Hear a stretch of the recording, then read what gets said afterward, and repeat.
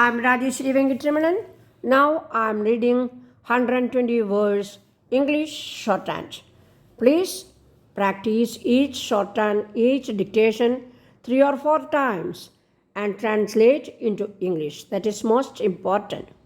In this channel, I uploaded more than 100 numbers of 120 words. Please see and write down.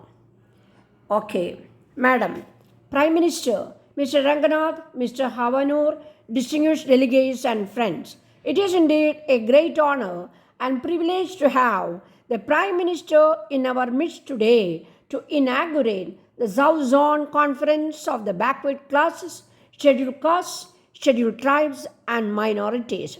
Her visits to our states have been memorable events in our calendar.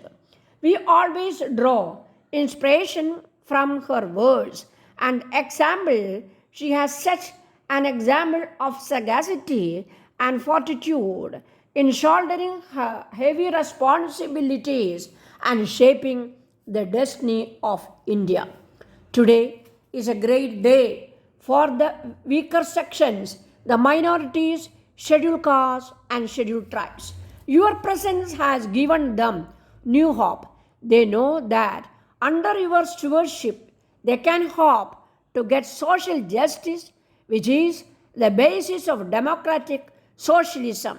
We recall your stirring words in July 96-9, when in this very glass house you reminded us that Mahatma Gandhi had lived and died for the cause of the minorities and the downtrodden. Addressing a meeting next day, you said, "We are on the side of the poor in the present conflict of interest in the country's development program.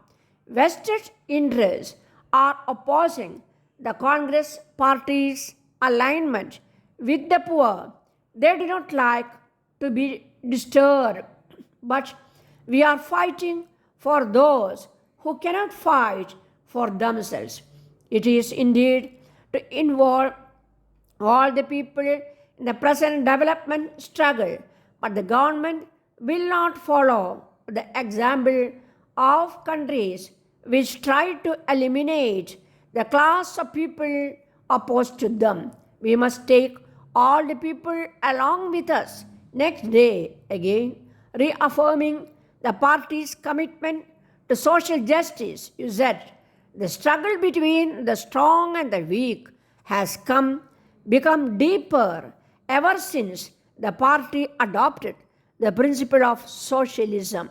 The vast majority of the people belong to these weaker sections, and the party cannot afford to ignore the strength of the weak, as otherwise it would go the way the elephant did in the quicksands." You added, the Congress had emerged as a people's party coming at protecting the interests of the poorest, the weakest, and the most suppressed sections of society. Madam Prime Minister, these words of yours are a source of inspiration to us and will fortify us in our determination to secure justice for the half-knots. The problems facing the weaker sections are many and complex, deriving from historic roots that go back to thousands of years of Indian history. But this is not to say that fundamental structure changes cannot be brought about by conscious actions. We are a society on the march, and we have adopted a constitution that enjoins on us the duty and the obligation to create a healthy social order which secures for all our citizens equality of status and of opportunity. We have already made some progress in that direction, but much remains to be done, and the assertion of the legitimate rights by the weaker and more vulnerable sections of Indian society is necessary and inevitable feature of the present era of social justice. The presence of large number of delegates from our neighboring southern states, Tamil Nadu, Kerala and Andhra Pradesh, representing the weaker sections, lends special significance to this meeting. This is the first such conference to be held, and it is worth noting that they are coming together on a common platform to seek a just allocation of the benefits of planning and development. These weaker sections in our neighboring states have problems peculiar to each state depending on the social matrix, but the foregoing of an identity of interest signifies a new development. I am sure the conference will devote itself to a constructive program facilitating the involvement and active participation of the weaker sections in the process of development while seeking their due share of the fruits of planning.